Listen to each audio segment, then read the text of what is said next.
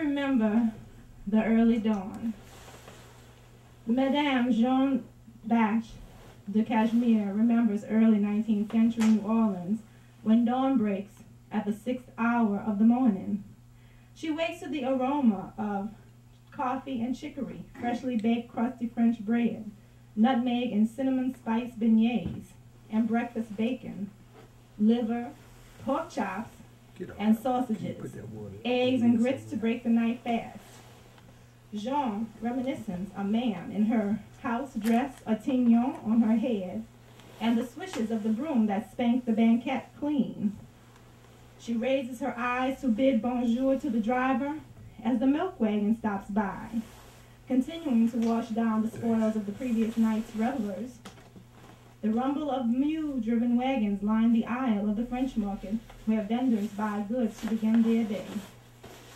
Towards the 3rd hour of the morning, vegetable vendors sing, "Lady, get your cabbage, mustard greens, collards, got your yams and onions, lemon, oranges, and tomatoes, hey, nanas and plantains, watermelon, sweet on down to the Rhine, got your melon, lady." Unlike London's Summer Morning by Mary Robinson, which was an inspiration for this essay, all New Orleans vendors sing their produce and the mornings are very hot and muggy. The tinkering comes from the pushcart of the grinder, which has 2 wheels up front and stationary legs behind. "Ma'am, bring your scissors, knife today," repetitiously. Clap, clap, clap, clap.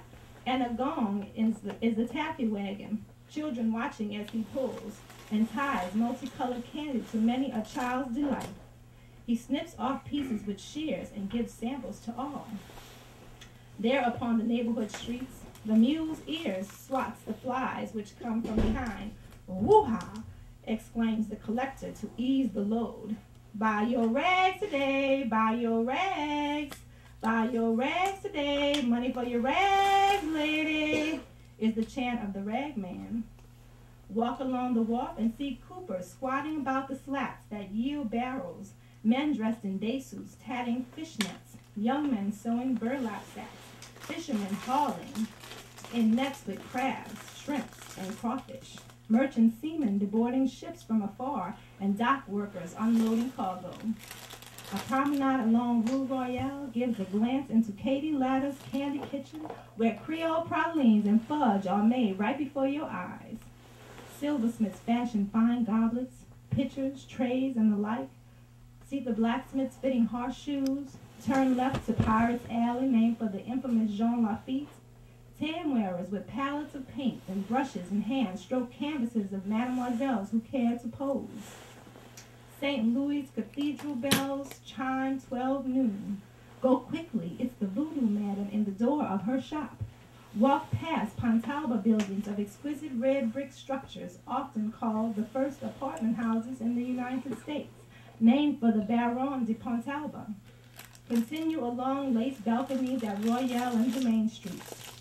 The smell of Creole filet gumbo, crawfish pie, fish, oysters, and shrimp po' boy sandwiches, and a line of tourists in front of one of the most famous restaurants reminds me to go home. Red beans and rice reads the sign in the window.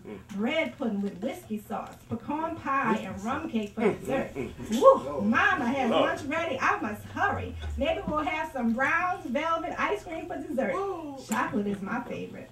By the way, Brown's Velvet is a prize car. We'll bathe and nap till 6 when Papa comes.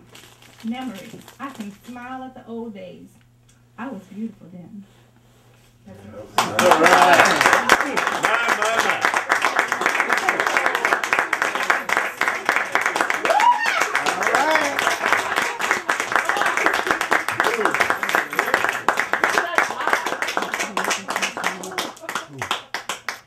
All right.